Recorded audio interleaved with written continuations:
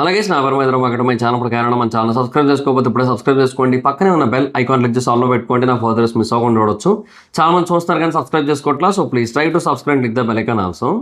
బేసిక్గా ప్రెసెంట్ ఉన్న pan Indian heroes of course మన దగ్గరే ఎక్కువ మంది ఉన్నారు. పాన్ ఇండియన్ హీరోస్ అన్ని ఇండస్ట్రీస్ కూడా కంపేర్ చేసుకుంటే, బికాస్ మనకి రైట్ నో 4 people ఉన్నారు. అండ్ వారణాసితో ఇంకా మహేష్ బాబు గారు కూడా pan Indian and pan world actor కూడా ఈ అవకాశాలు అయితే ఉన్నాయి.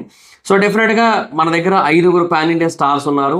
అండ్ తేజ సజ్జాకి కూడా కొంత మార్కెట్ ఉంది హిందీలో. And at the same time Karthikeya 2 తర్వాత కార్తికేయ 3 ఎప్పుడైతే వస్తుందో అప్పుడు నిఖిల్ గారికి కూడా కొంత మార్కెట్ అయితే ఉంటుంది హిందీలో. బట్ కార్తికేయ 3 రావట్లేదు, అది ఎప్పుడు వస్తుందో తెలియదు. సో ఇలాగా పాన్ ఇండియన్ యాక్టర్స్ అయితే మన దగ్గర బాగానే ఉన్నారు. అండ్ మన సినిమాలకి పాన్ ఇండియన్ అపీల్ కూడా చాలా ఎక్కువ. సో ఇలాంటి ఒక సిచ్యువేషన్ అయితే ఉంది. బట్ ఎంతమంది యాక్టర్స్ ఉన్నప్పటికీ కూడా అల్లు అర్జున్ గారి స్టైలు, అల్లు అర్జున్ గారి రూటు చాలా సెపరేట్ ఉంటుంది. అంటే బేసిక్గా మనం యాజ్ ఆఫ్ నో అయితే 4 పాన్ ఇండియన్ యాక్టర్స్ అనుకుందాం పోనీ. అంటే ప్రభాస్ గారు, అల్లు అర్జున్ గారు, ఎన్టీఆర్ గారు, రామ్ చరణ్ గారు. సో ఈ 4 కూడా ఉన్నారు. మహేష్ బాబు గారు వారణాసి తర్వాత ఎలాంటి సినిమాలు పిక్ చేస్తారు అనేది మనకి ఎటువంటి క్లారిటీ లేదు కాబట్టి మనం చెప్పలేం. బట్ ఆయనకి కూడా కొన్ని పెద్ద పెద్ద కథలే వినబడుతున్నాయి ఆయన విషయంలో కూడా.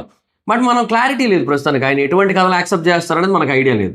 బట్ ప్రభాస్ గారు బేసిక్గా కొన్ని డిఫరెంట్ జోనర్స్ సినిమాలను అయితే చూస్ చేసుకుంటూ వెళ్ళారు. ఆఫ్టర్ బాహుబలి 2 పాన్ ఇండియా వైడ్గా చాలా పెద్ద సక్సెస్ ఇచ్చిన తర్వాత అన్ని సెలెక్టెడ్గానే వెళ్ళారు. యాక్చువల్గా జోనర్స్ డిఫరెంట్గానే చూస్ చేసుకుంటూ వెళ్ళారు. కాకపోతే కొన్ని జోనర్స్ వర్కౌట్ కాని పరిస్థితి అయితే ఉంది. కాకపోతే ఏంటంటే what ever it is, Prabhas గారు చూస్ చేసుకున్న జోనర్స్ని కనుక మనం చూసుకున్నట్టయితే Saaho is like action thriller, తర్వాత రాధేశ్యామ్ ఒక కైండ్ ఆఫ్ లవ్ స్టోరీ, తర్వాత అంటే లవ్ స్టోరీ విత్ దాంట్లో కూడా కొంచెం డెస్టినీ, పామిస్ట్రీ ఇవన్నీ కూడా ఉంటాయి కొంచెం అందులో. సో అది వేరే విషయం. అండ్ తర్వాత ఆదిపురుష్ ఇట్స్ లైక్ మన హిస్టరీ బేసిస్ మీద రాముడి గురించి.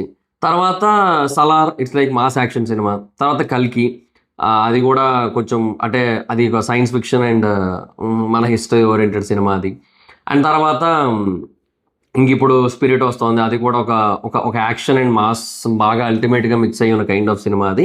సందీప్ రెడ్డి వంగా గారి సినిమాలకు మనం సెపరేట్ జోనర్ పెట్టాలండి, అది సందీప్ రెడ్డి వంగా జోనర్ అది. సో దానికి పర్టికులర్గా మాస్ యాక్షన్ ఇట్లాంటివి మనం ఏం చెప్పలేము, ఎందుకంటే అందులో అన్నీ కూడా రా అండ్ రస్టిక్ ఉంటాయి, చాలా అంటే చాలా డీప్ డైవింగ్ ఎమోషన్స్ ఉంటాయి. సో అది వేరే వెర్షన్ అది.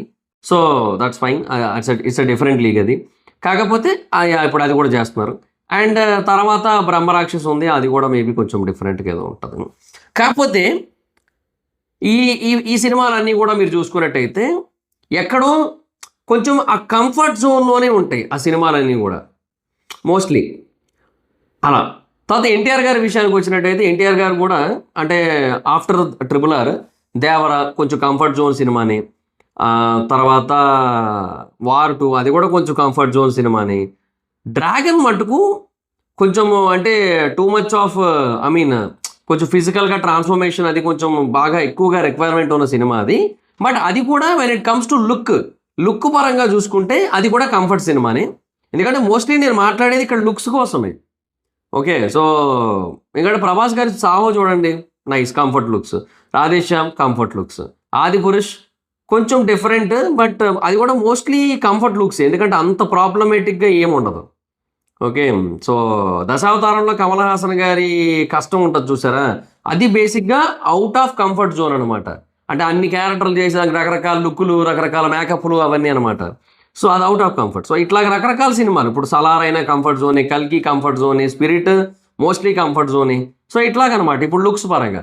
ఈవెన్ ఇప్పుడు డ్రాగన్కి ఫిజికల్ ట్రాన్స్ఫర్మేషన్ కొంచెం ఉన్నప్పటికీ కూడా లుక్స్ పరంగా కూడా కొంచెం కంఫర్ట్ జోనే. అంటే లైక్ అంటే ఇప్పుడు ఇది చేస్తే కొంచెం పర్సనల్గా మనకి ఏమైనా ఎఫెక్ట్ అవ్వచ్చేమో అన్న ఒక ఫీలింగ్ అయితే మటుకు రాకుండా చూసుకుంటారు మోస్ట్లీ. ఈవెన్ రామ్ చరణ్ గారిని కూడా మీరు చూసుకుంటే ఈవెన్ RRR తర్వాత గేమ్ చేంజర్ కంఫర్ట్ లుక్కే, తర్వాత ఇప్పుడు పెద్ద కంఫర్ట్ లుక్కే mostly. Physical transformation okay, but comfort look. So RC-17 కూడా మోస్ట్లీ అలాగే ఉంటుంది. బట్ ఈయన తీసే సినిమా ఏదైతే ఉందో ఇప్పుడు ఏదైతే తీస్తున్నారో ఈ రాకా బేసిక్గా most uncomfortable look. Actually first poster most uncomfortable look. ఇదే కాదు, పుష్ప 2 కూడా అంతే. పుష్ప 2 కూడా మోస్ట్ అన్కంఫర్టబుల్ లుక్కేగా. మొత్తం శారీతో ఉండడము, ఒక 2 సీక్వెన్స్లు చేస్తారు దాంతో. అది కూడా మళ్ళీ చాలా సేపు ఉంటాయి ఆ 2 సీక్వెన్స్లు కూడా, ఇంపార్టెంట్ టైమ్స్లో వస్తాయి అవి కూడా. సో అందువల్ల చాలా మోస్ట్ అన్కంఫర్టబుల్ సీక్వెన్సెస్ అన్న ఫీలింగ్ ఉంటుంది, అంటే అన్కంఫర్టబుల్ లుక్స్ అలా అనమాట. యాక్టర్కి, ఆడియన్స్కి కాదు, యాక్టర్కి. సో చాలా కష్టపడాల్సి ఉంటుంది, చాలా ఇబ్బంది అవుతుంటుంది, కొన్నిసార్లు అది చిన్నది అటు ఇటు అయినా కూడా ప్రాబ్లం అవుతుంటుంది అట్లా అనమాట. సో అది ఆ సినిమాతో ఉంది. తర్వాత ఈ లోకేష్ కనగరాజు గారి సినిమా కూడా ఇరుంబకై మాయావి, అది కూడా కొంచెం డిఫరెంటే, అది కూడా ఏం నార్మల్ లుక్ ఏమీ కాదు అది కూడా. సో అది కూడా కొంచెం డిఫరెంట్గానే ఉంటుంది మొత్తం అంతా కూడా. తర్వాత నెక్స్ట్ బాసిల్ జోసెఫ్. సో ఆయనది కూడా బేసిక్గా సూపర్ హీరో టైప్. మరి దానికి ఏమైనా లుక్ మారుస్తారేమో తెలియదు కానీ, ఐడియా లేదు ప్రస్తుతానికి, బట్ మార్చే అవకాశాలు అయితే కనబడుతున్నాయి. తర్వాత సందీప్ రెడ్డి వంగ గారి సినిమా, అది మోస్ట్లీ అంటే సిమిలర్గా ఉంటుంది. లైక్ అంటే సిమిలర్ ఇన్ ద సెన్స్ కొంచెం పవర్ఫుల్గా అలా చూపిస్తారు, లాంగ్ హెయిర్తో అలా చూపిస్తారు తప్పిస్తే ఇలాగ కంప్లీట్గా లుక్స్ అవి చేంజ్ చేయడం అదేమంత అంత ఈజీ కాదు, అవి ఉండకపోవచ్చు కూడా మోస్ట్లీ. సో షారుఖ్ ఖాన్ గారి జవాన్లో కూడా సేమ్ ఇలాగే ఆయన బాల్డ్ లుక్ అయితే పెట్టారు, అండ్ ఇందులో కూడా బాల్డే, బట్ వెనక హెయిర్ ఉంది. సో కొంచెం extremely difficult and extremely never ever, అంటే ఇంతకుముందు ఎప్పుడూ ప్రయత్నించని కైండ్ ఆఫ్ లుక్, అది ఇక్కడ అల్లు అర్జున్ గారిని చాలా స్పెషల్గా మారుస్తుంటుంది జనరల్గా. సో మిగతా అందరి హీరోస్ కంటే కూడా అల్లు అర్జున్ గారు బేసిక్గా పాన్ ఇండియా రేస్లో ఉన్న వాళ్ళలో అల్లు అర్జున్ గారు చాలా చాలా స్పెషల్. అంటే ఆయన చూస్ చేసుకునే సినిమాలు ఆఫ్టర్ పుష్ప 2 అది ఎందుకో స్కేల్ విపరీతంగా మారిపోయింది యాక్చువల్లీ. మేబీ ఇప్పుడు ఈ సినిమా అంటే రాకా సినిమా లోకేష్ కనగరాజ్ గారిది ఇరుంబకై మాయావి, అది ఆ పేరు కాదులేండి, బట్ అందాక ఇరుంబకై మాయావి అనుకుందాం, అందాక టైటిల్ అట్లా. సో తర్వాత బాసిల్ జోసెఫ్ గారితో మరేమో తెలియదు, శక్తిమాన్ అంటున్నారు, మరేమో ఐడియా లేదు, కాకపోతే దెర్ ఇస్ ఎ ఛాన్స్. తర్వాత ఒకవేళ సందీప్ రెడ్డి వంగ గారు అప్పటికి బిజీగా కనుక ఉన్నట్టయితే పుష్ప 3 వస్తుంది. సో పుష్ప 3కి ఒక 3 సినిమాల గ్యాప్ ఉంటుంది మధ్యలో, అండ్ పుష్ప 3 మళ్ళీ out right fantastic mass appeal ఉంటుంది మళ్ళీ. బట్ మోస్ట్లీ జానర్స్ పరంగా ప్రభాస్ గారు డిఫరెంట్గా ప్రయత్నిస్తుంటారు, బట్ పర్సనల్గా జానర్స్ పరంగా డిఫరెంట్గా ప్రయత్నించే వాళ్ళు అయితే మటుకు ప్రభాస్ గారే అంటాను నేనైతే, ఎందుకంటే ఆయనవన్నీ డిఫరెంట్ ఉంటాయి. లుక్స్ పరంగా మటుకు కొంచెం అల్లు అర్జున్ గారే చాలా చాలా ఎక్స్ట్రాడినరీగా ప్రయత్నిస్తుంటారు, డిఫరెంట్ లెవెల్లో ట్రై చేస్తుంటారు, ఎంత ఎక్స్ట్రీమ్స్కైనా వెళ్తుంటారు, చాలా కష్టం, చాలా కాంప్లికేటెడ్. ఇన్ఫ్యాక్ట్ అల్లు అర్జున్ గారికి తెలుసు, అల్లు అర్జున్ గారికి చాలా పెద్ద స్థాయిలో హేటర్స్ కూడా ఉన్నారు బయట, అంటే ట్రోల్ చేసేవాళ్ళు వాళ్ళంతా ఉన్నారు. సో ఒక ఛాన్స్ దొరికితే ట్రోల్ చేద్దాం, ఒక ఛాన్స్ దొరికితే హేట్ చేద్దాం అన్న పాయింట్ చాలామందికి ఉంటుంది ఆయన మీద. అవి తెలిసి కూడా ఆయన ప్రయోగాలు చేస్తుంటాడు, అవి తెలిసి కూడా ఆయన ఏదో ఒకటి చేసి లైక్ డిఫరెంట్గా ట్రై చేస్తుంటాడు, డిఫరెంట్ లెవెల్ ఆఫ్ ఐడియాలజీ ఉంటుంది. అంటే ఇది యాక్సెప్ట్ చేస్తారా లేదా అనేది పక్కన పెట్టండి. ఇప్పుడు జనరల్గా ఏదైనా ఒకటి చేశారనుకోండి, అబ్బా ఇప్పుడు ఇదే రోల్ మేబీ ఇంకెవరైనా చేస్తే యాక్సెప్ట్ చేయకపోవచ్చేమో, యాక్సెప్ట్ చేసేలాగా చేయడం అనేది ఆయన స్పెషాలిటీ. సో ఇది అల్లు అర్జున్ గారు చాలా డిఫరెంట్ అనడానికి ఒక బెస్ట్ ఎగ్జాంపుల్. సో ఏం చేసైనా సరే దాన్ని పీపుల్ యాక్సెప్ట్ చేసేలాగా చేస్తాడు. So that is the best part నన్ను అడిగితే. సో అలాగా whatever it is Allu Arjun garu అయితే మాత్రం చాలా గట్టిగా ప్రయత్నం అయితే చేస్తున్నారు. So Raka it's like an experiment. Raka అనేది ఒక ప్రయోగం లాంటిది, చాలా చాలా పెద్ద ప్రయోగం అది. కానీ ఆ ప్రయోగాన్ని సక్సెస్ చేసేలా చేయడం అల్లు అర్జున్ గారికి బాగా తెలుసు. సో ఇది కేవలం అట్లీ గారి విజన్ అని మాత్రమే మీరు అనుకోవద్దు యాక్చువల్లీ.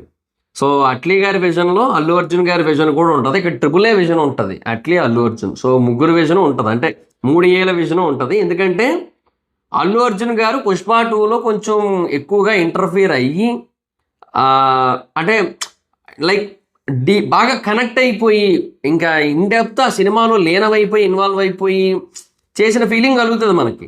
సో సేమ్ ఈ సినిమా విషయంలో కూడా అలాగే జరుగుతుంది. అండ్ అల్లు అర్జున్ గారు వన్స్ ఒకవేళ ఇన్వాల్వ్ అయ్యారు అంటే ఆబ్వియస్లీ అది చాలా అంటే చాలా ఫెంటాస్టిక్ రేంజ్లో ఉంటుంది అని ఒక క్లారిటీ ఉంటుంది మనకి మోస్ట్లీ.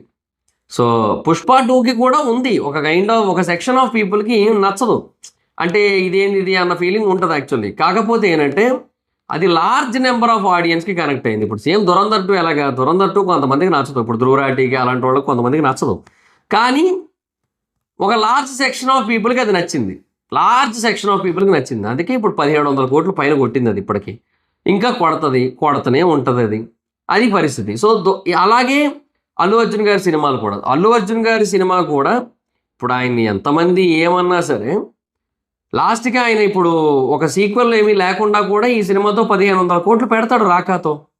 'రాకా' పక్కా 1500 కోట్లు కొడతది. Dam sure. తర్వాత 'లోకేష్ కనగరాజు' గారిది అది బానే కొడతది. అండ్ ఇన్‌ఫాక్ట్ ఆయన ఎలాగో వీళ్ళిద్దరూ కూడా తమిళ్ హీరోస్ కాబట్టి వాళ్ళతో కూడా చేస్తున్నాడు కాబట్టి తమిళనాడు మార్కెట్స్ బిల్డ్ అవుతాయి. సో నెక్స్ట్ 'బాసిల్ జోసెఫ్' ఈ మలయాళం, తమిళ్ ఎప్పుడు కలిసే ఉంటారు. సో 'బాసిల్ జోసెఫ్' సినిమా కూడా కనెక్ట్ అవుతారు. సందీప్ రెడ్డి వంగాకి మంచి కనెక్షన్ ఉంది తమిళనాడులో. యానిమల్‌కి బేసిక్‌గా క్రిటిసిజము, రెస్పాన్స్ 2 బానే వచ్చినాయి తమిళనాడు నుంచి. సో అది ఉంటది. అన్నీ ఉంటాయి. సో ఆయన ప్రతి సినిమా కూడా ఒక ప్లానింగ్, ఒక పద్ధతి, ఒక విజన్‌తో వెళ్తుంది. అండ్ ఆయన బేసిక్‌గా ఎంత ఎక్స్‌ట్రీమ్స్‌లో అయినా సరే డిఫరెంట్‌గా ట్రై చేయడానికి, ఎంత ఎక్స్‌ట్రీమ్స్‌లో అయినా సరే తనని తాను పుష్ చేసుకోవడానికి, అంటే ఇండియన్ సినిమా లిమిట్స్ పుష్ చేయాలనేది ఒక కాన్సెప్ట్ అయితే, ఈ తనని తాను ఇంకా పుష్ చేసుకోవాలి అనేది ఇంకొక కాన్సెప్ట్. అది వేరే లెవెల్ అది. అది బేసిక్‌గా అది ఆ జిల్ అంటారు చూసారా? అది ఉంటేనే వర్కౌట్ అవుతది. లేదంటే కష్టం. సో అది చాలా అంటే చాలా ఎక్కువగా ఉంది. అందుకని అల్లు అర్జున్ గారు చాలా స్పెషల్, చాలా డిఫరెంట్, చాలా ప్రత్యేకం అందరికంటే కూడా. సో చాలా డిఫరెంట్‌గా ట్రై చేస్తారు అందుకే. సో ఆ ప్రయోగాలన్నీ సక్సెస్ అవ్వాలని కోరుకుందాం మనం అందరం కూడా. So let's see. సో మీ ఒపీనియన్ ఏంటి అల్లు అర్జున్ గారి ప్రయోగాల మీద కింద కామెంట్ సెక్షన్‌లో చెప్పండి. So that's it guys, this the video. Video మీకు నచ్చితే లైక్ చేసి వీడియోని షేర్ చేయండి. ఇప్పుడు కారణం మన ఛానల్ సబ్స్క్రైబ్ చేసుకోకపోతే ఇప్పుడే సబ్స్క్రైబ్ చేసుకోండి. పక్కనే ఉన్న బెల్ ఐకాన్ క్లిక్ చేసి ఆల్‌లో పెట్టుకోండి. నా ఫర్దర్ మిస్ అవ్వకుండా చూడొచ్చు. చాలా మంది చూస్తారు కానీ సబ్స్క్రైబ్ చేసుకోవట్లా. So please try to subscribe, click the bell icon also. నా ఇన్‌స్టాగ్రామ్ ఐడి అక్కడ వచ్చి ఫాలో అవ్వచ్చు. Thank you so much guys. Bye. Next video. Bye by.